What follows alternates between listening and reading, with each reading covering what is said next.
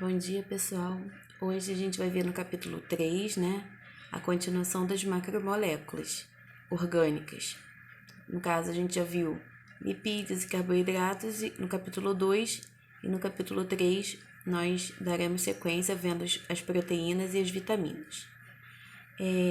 Como eu havia falado, essa aula envolve um pouco de bioquímica, então é normal que tenha alguns compostos orgânicos, algumas reações que a gente vai trabalhar ao longo das aulas.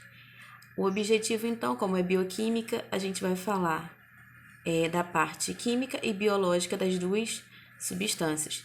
Então, a gente vai falar um pouquinho da importância das duas, né? Fazendo uma revisão das macromoléculas que a gente viu anteriormente. E a gente vai ver a parte química de cada uma delas e a parte biológica, já que a parte que a gente está estudando é a bioquímica. Então, relembrando um pouquinho o que a gente já viu, semana passada vimos os carboidratos, que possuem funções basicamente estruturais, energéticas e metabólicas. Estruturais por formar membranas e estruturas celulares.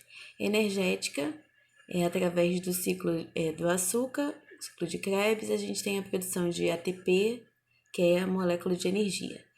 E metabólica porque acaba regulando todos esses ciclos de formação de energia. Lipídios têm função estrutural, porque formam membranas, como por exemplo colesterol, triglicerídeos, os glicerídeos da vida. Energética porque ela é uma fonte de energia, embora menos usada, que é de carboidratos, mas é. Homeostase, que é o quê? O equilíbrio de temperatura do nosso corpo. Constância da temperatura do nosso corpo, que é feito mediante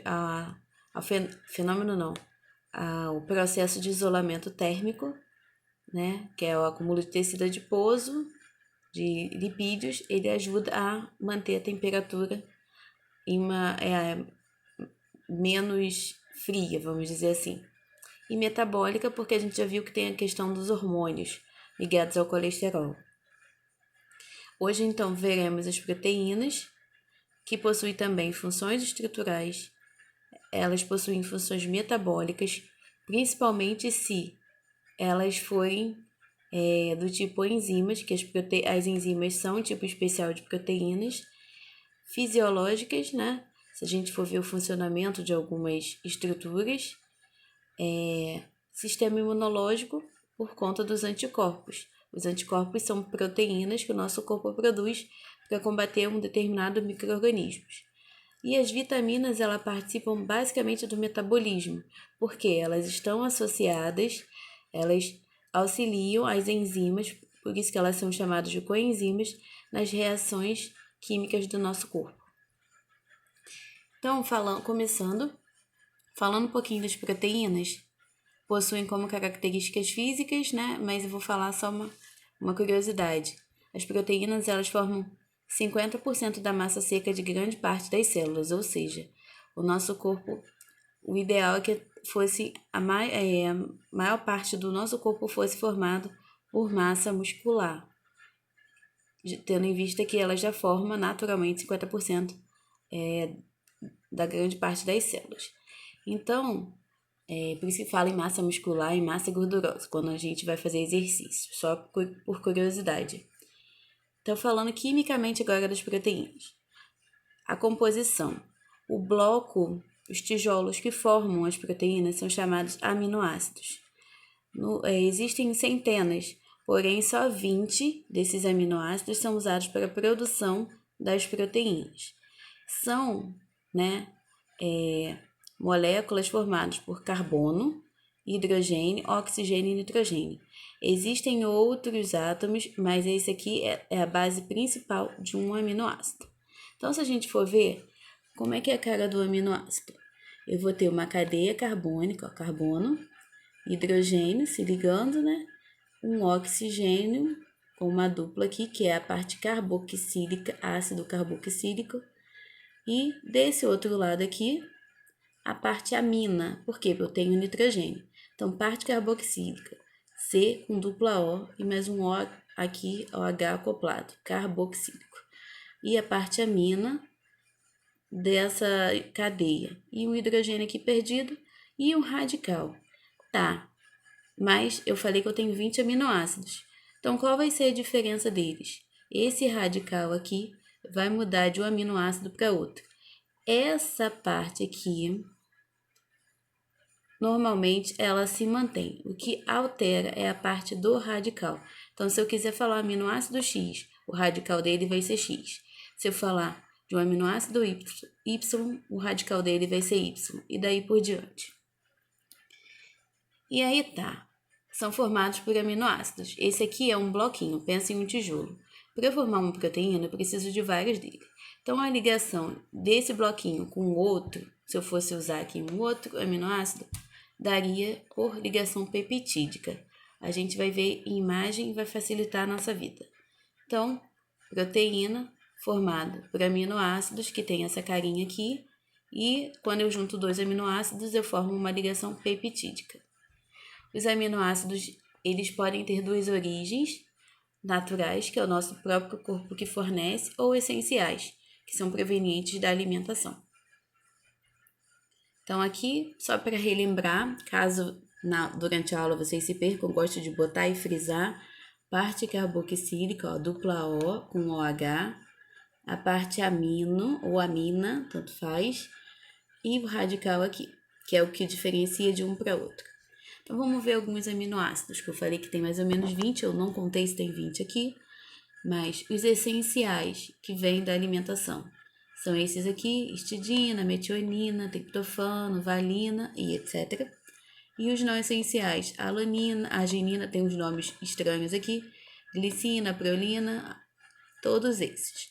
Então, basicamente, esses se reúnem para formar a proteína. Os outros que existem não são tão usados para a formação de proteína. Então, a gente falou que isso aqui é um aminoácido. Se eu botar um outro aminoácido aqui, eu vou ter entre eles uma ligação peptídica.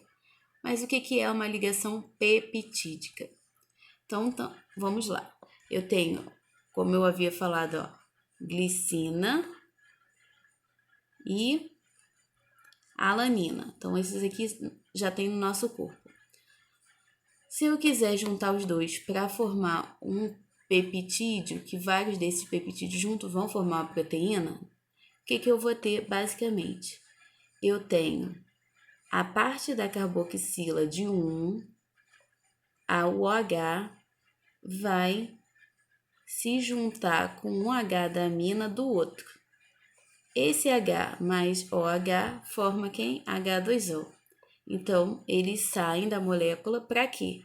Para que esse espaço aqui, essa ligação, se una e forme uma molécula só. Então, basicamente é isso. O OH mete o pé da carboxila, o hidrogênio mete o pé da amina, eles ficam disponíveis e sós e se juntam. Então, a água saiu, eles podem fazer o quê? Se juntar. Então, eu tenho no lugar do OH e do hidrogênio e do nitrogênio, já que meteu o pé, né? Eles se unem e formam um peptídeo, que é o que? A união de dois aminoácidos. Só que a proteína não é um peptídeo, ela é a reunião de vários peptídeos juntos. É só para vocês entenderem como se dá a ligação de dois aminoácidos. Então, essas ligações elas vão sendo feitas até se formar uma proteína. Então, basicamente isso. Como eu falei, eu gosto de deixar bem claro, caso vocês se percam na fala, tá descrito. Então, envolve uma reação de desidratação, porque libera água, né? E o carbono da hidroxila, carbono não, o OH, carbono da hidroxila de um aminoácido, vai liberar o OH e vai se ligar ao nitrogênio, ó. Vai se ligar ao nitrogênio do outro aminoácido, porque liberou o OH e o OH durante a desidratação. Beleza, a gente falou já das ligações químicas que envolvem dois aminoácidos. As proteínas, elas se arrumam de forma diferente, o que faz com que a gente possa classificá-las de acordo com o seu nível de organização. Então, a proteína ela vai ter 4 caras. Ela pode ter uma sequência linear, que é a estrutura primária, ó, vários aminoácidos, não dá para ver. lisina, glicina, leucenina, valina, alanina e histidina. Todos esses aqui é uma sequência de aminoácidos em linha reta. Então, é uma estrutura de proteína primária. Se ela se dobra, ou seja, ela se enrosca, ela fica com formato de hélice. Se ela entra em formato de hélice, ela já é uma estrutura secundária. Beleza. Se eu pegar essa estrutura secundária e novelar mais ainda, eu vou ter uma cadeia polipeptídica, ou seja, já é uma estrutura tridimensional. Agora, se eu pego uma estrutura com duas ou mais cadeias terciárias entrelaçadas ou cadeias entrelaçadas, eu vou ter uma estrutura quaternária. E, basicamente, elas vão ter esse aspecto aqui. E eu posso ter uma configuração espacial, em alguns livros retratam, inclusive na apostila de vocês, que são proteínas globosas ou fibrosas. Globosas são em forma de glóbulos, ou seja, mais redondinhas, como, por exemplo, a albumina, que é a proteína que a gente encontra no ovo. Ou fibrosa, em forma de corda, são fibras retorcidas. Pensa nas cordas que a gente pula em casa, que é o caso da queratina em cabelos e unhas. Mas basicamente a classificação que a gente trabalha é quanto aos níveis de organização, de primária a quaternária. Funções de proteínas. Elas formam as estruturas do corpo, participar da formação das membranas de alguns tecidos, funciona como hormônios, como é o caso da insulina, que é sintetizado pelo pâncreas e controla a concentração de açúcar no sangue. Transporte de oxigênio, como por exemplo a hemoglobina do sangue, que faz esse transporte. Ela está presente como anticorpos no sistema imune, então os anticorpos são produzidos pelas células de defesa, e os anticorpos são basicamente proteínas. Vocês já devem ter ouvido de IgM e IgG, quando vocês fazem algum exame com alguma suspeita de infecção, principalmente viral. Então, tem a ver com o sistema imune. Contração muscular, porque as duas proteínas que formam as fibras, elas podem se contrair ou se relaxarem para contrair e relaxar os músculos, que são a actina e miosina. Depois a gente, quando pegar a parte do sistema, vai ver com mais calma. E o tchan das proteínas é participar das reações metabólicas na forma de enzimas, que a gente vai trabalhar especificamente só a questão das enzimas. Essas aqui são as funções. Mas existem umas ocasiões, como por exemplo, quando a temperatura é exacerbada ou não está adequada, o pH do meio, o meio está mais ácido ou básico, a polaridade e a concentração do meio, elas, de forma descontrolada, levam a proteína a desnaturar, ou seja, se elas têm uma cara, elas vão perder o formato e vão perder a função. Então, esses fatores, se não tiverem adequados, fazem com que a proteína perca a sua função. Falando das enzimas. Enzimas, então, é a parte das proteínas ainda. Então, enzimas são proteínas com funções especializadas que vão funcionar como catalisadores biológicos. Por quê? Elas atuam acelerando ou promovendo as reações metabólicas. Lembrando que tem uma outra questão importante delas, que elas não são consumidas nas reações, que elas vão participar. Elas são recuperadas, então ela faz a reação e elas são recuperadas para iniciar uma nova reação. E assim vai se dando ao longo do nosso funcionamento do corpo. Elas podem funcionar sozinhas ou não. Lembra que eu falei que as vitaminas elas podem atuar como coenzimas? Ou seja, elas podem estar associadas com as enzimas? Então, elas podem funcionar sozinhas ou com cofatores, que podem ser íons, ou coenzimas, que são as vitaminas. Modelo que a gente trabalha de enzimas. Elas vão ter o centro ativo, que é o local específico que a enzima vai atuar. Então, a enzima ela atua no ponto X, ela não atua em outros alvos. Ela é específica, porque ela tem um substrato específico. Então, ela vai trabalhar com o modelo chave-fechadura, porque toda chave é específica de uma fechadura. Então, por isso que tem o modelo chave-fechadura. Elas formam um complexo enzima-substrato devido à especificidade dessas duas substâncias. Então, basicamente, funciona assim. Eu tenho um substrato, que ele tem que ser específico com a enzima, a parte que vai trabalhar, né, com o substrato é o sítio ativo. Então, uma vez que o substrato se liga ao sítio ativo da enzima, eu tenho a geração de produtos, né? Eu tenho geração dos produtos a partir desse substrato. Então, aqui é um exemplo genérico. Vamos pegar a maltose, a maltase, que é uma enzima que quebra ase. Normalmente as enzimas funcionam com quebras. A maltase é uma enzima que quebra quem? A maltose, que é um açúcar. Então, olha o encaixe aqui da fechadura. Então, o substrato se liga ao sítio ativo da enzima, forma o complexo enzima-substrato, e aí no final a gente tem a geração de produtos. Como a maltase quebra a maltose, então eu vou gerar 2 moléculas de glicose. Por quê? A maltose é formada por 2 moléculas de glicose. Isso aqui é só um exemplo. Mas eu poderia formar, por exemplo, água e açúcar, água e uma proteína, tanto faz. Vai depender do que está sendo quebrado. Então, acho que ficou claro. Modelo chave-fechadura trabalha com especificidade. Vão ter exercícios com vocês que vão falar de enzimas. Pense na parte especificidade da enzima com o seu substrato, que é a forma como elas trabalham. Beleza, eu já falei que as proteínas elas têm um meio adequado para funcionar. Então, as enzimas, por serem proteínas, elas vão funcionar no mesmo esquema. Então, alguns fatores podem atrapalhar ou não o seu funcionamento enzimático. Concentração do substrato. Então, se eu pegar a maltose, lembra do vídeo anterior, que é um substrato, eu posso aumentar ele. Quando eu aumento esse substrato, a concentração dele, eu aumento a velocidade de reação, porque você vai ter que gerar mais produtos. Então, a reação ela é acelerada.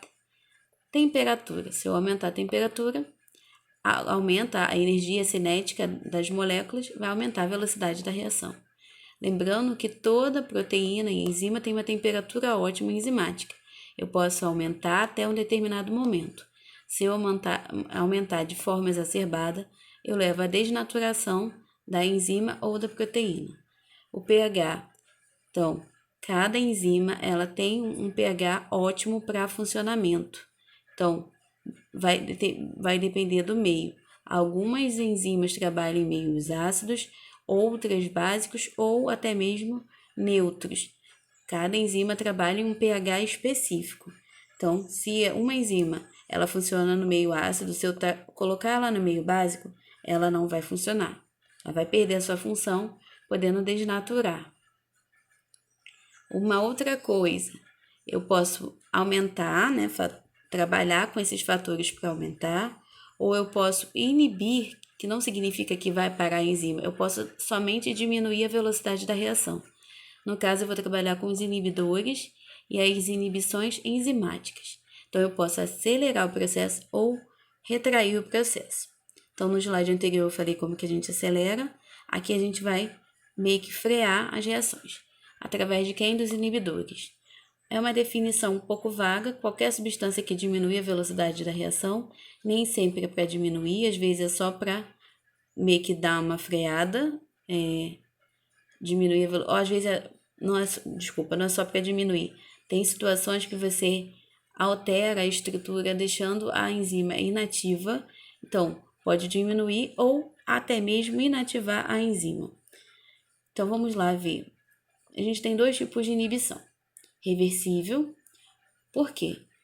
Se o inibidor está presente, está diminuindo a velocidade da reação, quando eu tiro ele, a enzima volta a funcionar. Por quê? É reversível, eu consigo mudar a situação. Mas tem inibições que são irreversíveis. Uma vez que eu coloco o inibidor, mesmo que eu retire, a enzima não volta a funcionar. Então, é uma situação para sempre. como se a enzima morresse de vez. E quando é reversível, pode ser trabalhar com essa questão de competitividade.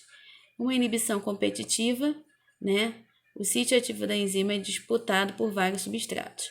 Ou seja, se a gente pensar na balada, é aquele menino ou menina que é disputado por vários porque tem dentes. Então, um vai disputar com o outro de forma que o mais comum ou parecido vai conseguir ficar naquele sítio ativo. E a gente tem a inibição não competitiva. Você não vai ter a disputa pelo sítio ativo. Mas o que o inibidor vai fazer? Ele vai alterar a estrutura da enzima, deixando-a inativa. Então, basicamente, como eu estava falando da festa, aqui nesse caso, por exemplo, o inibidor ele vai estragar, vai causar uma imagem negativa da pessoa da festa, deixando ela inativa para os outros pretendentes. Então, meio que vai subornar, né, a situação para deixar a enzima inativa. Aqui, a competição, aqui não. Aqui, o inibidor é esperto e acaba causando, deixando a enzima inativa, porque aqui nenhum outro substrato vai chegar até ela. Então, resumindo em imagens, a gente tem os inibidores reversíveis e os irreversíveis. Irreversível não tem como mudar, uma vez que ele esteja, a enzima não funciona mais. Os reversíveis, eu tenho os competitivos, vários inibidores competitivos. O não competitivo, ele não vai se ligar ao sítio ativo, mas ele se liga ao outro sítio e inativa a enzima. E os não competitivos, eles se ligam em qualquer lugar e tá tudo certo. Vitaminas. Agora falando da última classe. São também macromoléculas, né? Só que elas não são necessárias no corpo em grande quantidade. Cada uma tem uma quantidade específica que deve ser ingerida. Quimicamente falando, elas podem ser hidrossolúveis, ou seja, solúveis em água, ou lipossolúveis, solventes em gorduras. Basicamente, as solúveis que deve todo mundo estar tomando na época de pandemia são as vitaminas C, as vitaminas do complexo B e a vitamina P. As lipossolúveis eu sempre tento lembrar como essas siglas, DECA. Eu lembro que as lipossolúveis é a DECA, e aí vitamina D, vitamina E, vitamina K e vitamina A. Aqui é só um exemplo de uma estrutura de ácido ascórbico, que é a vitamina C. Cada uma vai ter uma estrutura química diferente, eu não botei todas, mas caso haja curiosidade, vocês podem pesquisar também. Mas elas não têm um modelo, né, de estrutura. Cada vitamina tem um grupamento químico diferente. Mas, quimicamente falando, elas podem se dissolver em água ou em gorduras, lipídios. Algumas características das vitaminas, não necessariamente químicas. Elas atuam como coenzimas, ou seja, elas estão associadas com as enzimas, ajudando cada uma delas nas reações químicas que elas vão fazer nos seres vivos. Então, basicamente, a vitamina, né, ela está como coenzima e ela deixa a enzima mais ativa, as enzimas que precisam delas, lembrando disso. Então, esse termo aqui, a coenzima, é quando ela está ligada à enzima, a parte que ela se liga à enzima para deixar ela ativa, só para deixar bem claro. Então, cada vitamina, ela vai funcionar, vai ter uma função diferente, porque ela vai ajudar uma enzima diferentemente, e ela tem que estar numa concentração adequada. Caso ela não esteja em excesso, ela leva a hipervitaminose, que pode causar algumas alterações no corpo, ou em baixa concentração, que é chamada de carência, é conhecida como hipovitaminose, que pode levar a algumas doenças. Então, basicamente, a gente tem o seguinte: a gente tem as vitaminas, a gente tem as fontes, suas funções, e normalmente a gente não trabalha com excesso delas no nosso corpo. Dificilmente a gente vai ter a alta dessas vitaminas. O que normalmente acontece são as carências, que podem ser conhecidas como as avitaminoses. Então, falando um pouquinho de cada delas, vitamina A, encontrada em fígados, aves, cenouras, brócolis. estruturas mais amarelas, se vocês forem ver vegetais, escarola e etc. Então, função, elas vão combater radicais livres, né? Atua na formação dos ossos, pele, ajuda nas funções da retina, por isso que a mãe fala que é bom para os olhos, e é bom para a pele e para o cabelo também.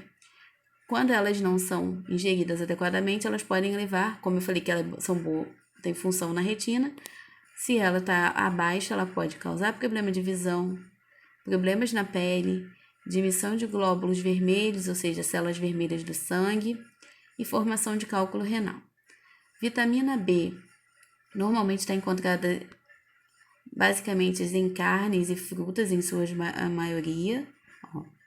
Só as duas últimas, B9, que é encontrada em vegetais, e B12, que é só carnes.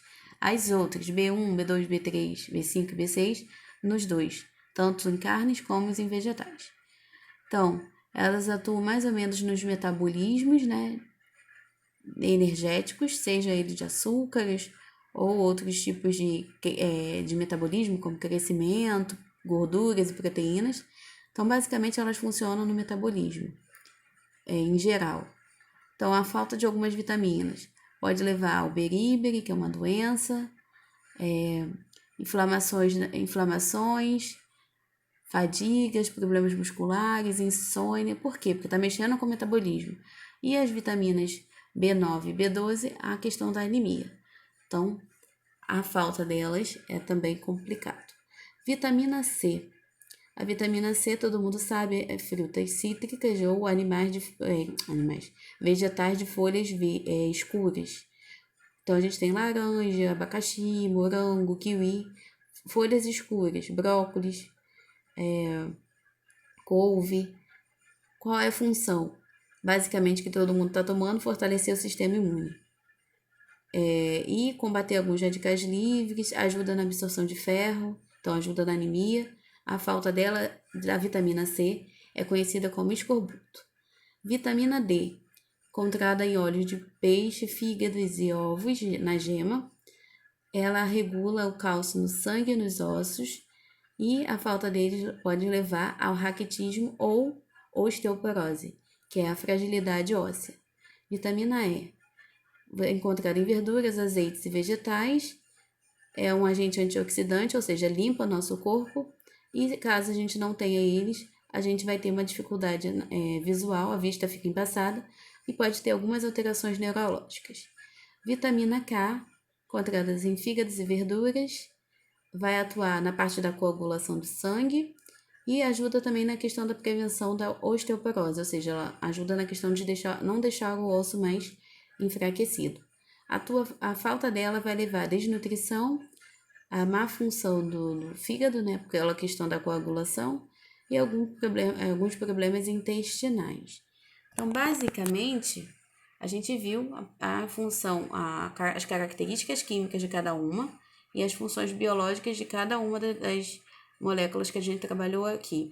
A gente trabalhou proteínas, as enzimas, que são proteínas especializadas nas funções químicas do corpo, e a gente viu a questão das vitaminas aí, todas elas com as suas importâncias biológicas. Então, obrigada, uma boa semana a todos e até a próxima aula.